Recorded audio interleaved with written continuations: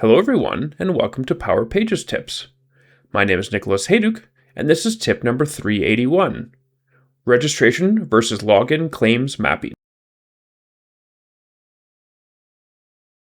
In our last tip, I talked about claims mapping, which allows you to save information passed from your OpenID Connect identity provider via a token to the user's contact row in Dataverse.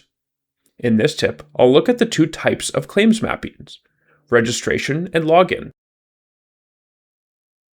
Before we dive into the details, don't forget to subscribe to the Engineered Code YouTube channel for our weekly tips, monthly community calls, and lots of other Power Pages and Power Platform content.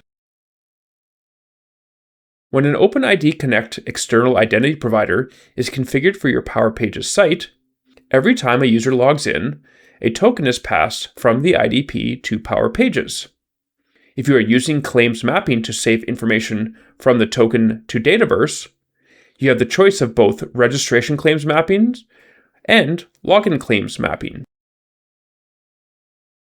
Registration claims mapping occurs only once per user, the first time they log into the site.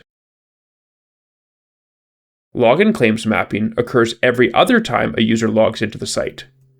To be clear, this is mutually exclusive from registration claims mapping.